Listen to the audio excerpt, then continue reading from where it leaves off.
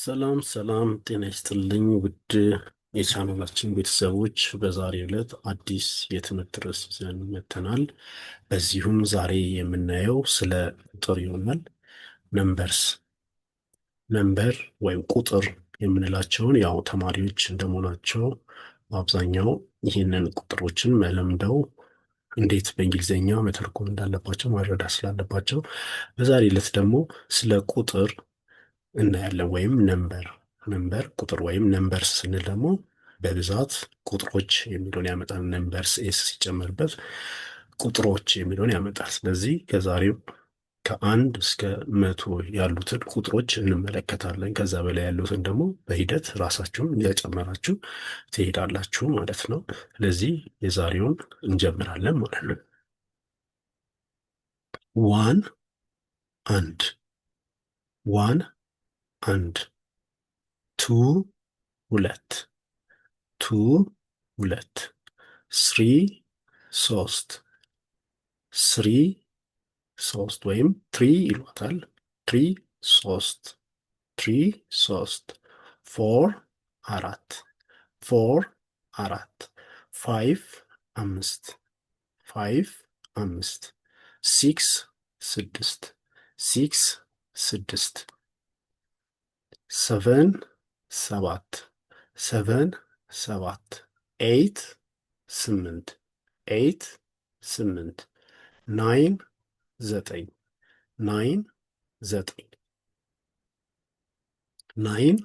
ዘጠኝ ቴን አስር ኢለቨን አስራ አንድ ትዌልቭ አስራ ሁለት ተርቲን አስራ ሶስት ፎርቲን አስራ አራት ፊፍቲን አስራ አምስት ሲክስቲን አስራ ስድስት ሰቨንቲን አስራ ሰባት ኤይቲን አስራ ስምንት ያው እዚህ ጋር እንደምታዩት ስሪን ወደ ሰርቲን ለማለት ተርቲን ስንላት ሶስት ላይ እዚች ጋር የጨመርነው ኢኤንኢ ነው። ሁሉም ላይ እንደምትመለከቱት የሚጨመሩት ቲኢኤን እያደረግን ወደ 10 የሚለውን ቁጥር እንለውጣቸዋለን። ዋናዎቹ 6 የሚለውን ቲኢኤን ሲጨመርባት 16 ትሆናለች ማለት ነው። 5 የነበረው እንደዛ እየተለወጠ እንጨምራቸዋል ነው። እና ይሄና ምንድነው የሚያሳስተን ብዙ ጊዜ 14 ስንል 14 ሊመሳሰል ፎርቲን እና 40 ሊመሳሰል ስለሚችል በኋላ ላይ እዛ ጋም ያሉትን እናያቸዋለን። ስለዚህ እነዚህን ሁል ጊዜ ቲኢኤን ሲጨመርባቸው 10 ቤት መሆኑን እንድትመለከቱ ነው። 19 19 20 20 ነው። ከዚያ 20 ካልን በኋላ 30 ሶስተኛው ማለት 30 ማለት 40 40 እያልን ነው የምንሄደው። እነሱ ግን ስንጠራ ሁልጊዜ ከእነሱ በኋላ ያሉትን 21 22 23 እያልን ስንቆጥር በቃ 1 2 3 መጨመር ነው። ምኑ ላይ 20 ላይ በቃ 20 ያለ 20 ነው። 21 21 22 23 24 25 26 26 27 28 28 29 ሰርቲ እንላለን። ከዚያ ሰርቲ ካልን በኋላ አሁንም እንደ አዲስ 31 32 33 34 35 36 37 38 39 እንልና ማን ይቀጥላል ማለት ነው? 40 ይቀጥላል ማለት ነው። 40 40 ላይም አሁን 41 42 43 44 45 46 47 48 49 እንልና ማን ይቀጥላል? 50 ይቀጥላል። ከዛ 50 ላይም እንደዚሁ 51 52, 53, 54, 55, 56, 57, 58, 59 ከዚያ 60 ይመጣል ማለት 60 ማለት ነው። ስለዚህ 61 ስንል 61፣ 62፣ 62 እያለን ደግሞ እስከ 70 እንቆጥራለን። ስለዚህ በአጭሩ እነዛን የሀያን ከያዛችሁት የሌሎቹ ተመሳሳይ ስለሆኑ 10 ቤቶቹን ነው ለዚህ ጋር ለመጥራት የሞከርነው። ስለዚህ 40 40 40 40 50 50 50 50 60 60 60 60 70 70 70 70 80 80 80 80 90 90 90 90 100 መቶ 100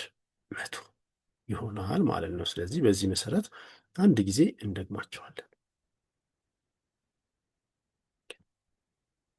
1 1 2 2 3 or 3 3 3 3 4 4 4 4 5 5 5 5 6 6 7 7 8 8 9 9 10 10 11 11 12 12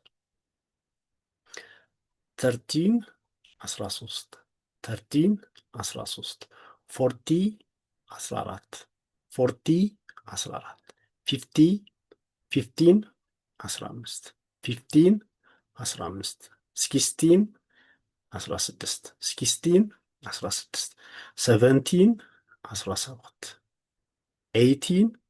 18 18 19 19 20 20 21 21 22 22 23 23 24 24 25 25 26 26 27 27 28 28 29 29 30 or 30 30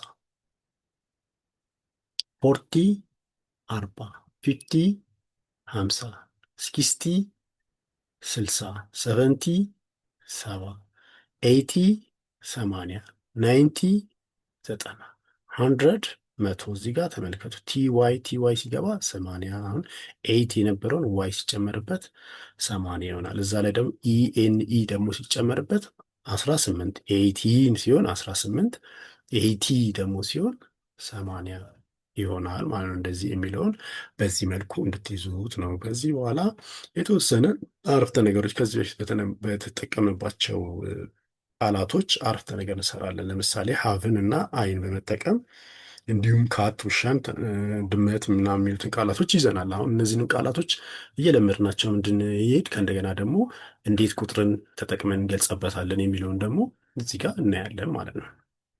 ተመልከቱ። አይ ሃቭ ዋን ካት፣ አንድ ድመት አለኝ። አይ ሃቭ ዋን ካት፣ አንድ ድመት አለኝ። ዋን ካት አንድ ድመት፣ ሃቭ አለኝ አለ። እኔ በውስጥ ታዋቂ እንደምናውቀው አንድ ድመት፣ ዋን ካት አንድ ድመት አለኝ። ስለዚህ እኔ የሚለው ይቀርና አንድ ድመት አለኝ። በዚህ መልክ ሁሉንም የምትረጉት አይ ሃቭ ዋን ካት አንድ ድመት አለኝ። ዊ ሃቭ 13 ጎትስ 13 ፍየሎች አሉ። ዩ ሃቭ 25 ሺፕስ 25 በጎች አለሽም አላችሁም ሊሆን ይችላል። ሺ ሃዝ 10 ሄንስ 10 ዶሮ አላት። ሺ ሃዝ 10 ሄንስ 10 ዶሮ አላት። ሂ ሃዝ 44 ዶንኪስ 44 አህዮች አለው። ዘይ ሃቭ 9 ዶግስ ዘይ ሃቭ 3 ዶግስ 3 ውሾች አላቸው። they have three dogs ሶስት ውሾች አሏቸው። ከዚያ ደግሞ በዚስ እና በዛት በዞስ በዚስ ደግሞ ስንጠቀም this is one book ይህ አንድ መጽሐፍ ነው። ለምሳሌ ወረቀት ላይ እያሳየ ነው ሊሆን ይችላል። አጠገባችንም ተቀምጦ ያለን ለመናገር ይቻላል። ስለዚህ this is one book ይህ አንድ መጽሐፍ ነው። that is one bag ያ አንድ ቦርሳ ነው። these are 11 lions እነዚህ 11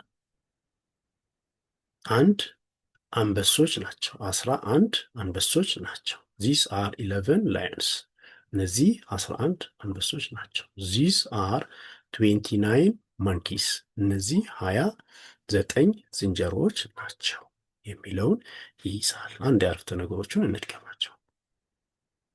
I have one cat አንድ ድመት አለኝ። I have one cat አንድ ድመት አለኝ። We have 13 goats 13 ፍየሎች አሉ። We have 13 goats 13 ፍየሎች አሉ። You have 25 sheep 25 በጎች አለህ አለሽ አላችሁ ይሆናል። You have 25 sheep 25 በጎች አለህ አለሽ አላችሁ። She has 10 hens 10 ዶሮ አላት። She has 10 hens 10 ዶሮ አላት። He has 44 donkeys 44 አህዮች አሉት። He has 44 donkeys 44 አህዮች አሉት። They have 3 dogs 3 ውሾች አላቸው። They have 3 dogs 3 ውሾች አሏቸው። This is one book ይህ አንድ መጽሐፍ ነው። This is one book ይህ አንድ መጽሐፍ ነው። That is one bag ያ አንድ ቦርሳ ነው። That is one bag ያ አንድ ቦርሳ ነው። These are 11 lions እነዚህ 11 አንበሶች ናቸው። እዚህ 11 ናት። These are 11 lions እነዚህ 11 አንበሶች ናቸው። Those እነዚያ Those are 29 monkeys እነዚያ 29 ዝንጀሮች ናቸው። Those are 29 monkeys እነዚያ 29 ዝንጀሮች ናቸው። አሁን ከፈለኩኝ 40 ልል ብፈልግ those are 40 monkeys those are 100 monkeys ማለት እንችላለን። 100 አንበሶች እነዚያ 100 ዝንጀሮች ናቸው እያላችሁ ቁጥሮቹን እየለዋወጣችሁ በዚህ መሰረት መስራት ትችላላችሁ። የዛሬው ትምህርት በዚህ አብቅቷል። በቀጣይ እስክንገናኝ መልካም ጊዜ። ቻው ቻው።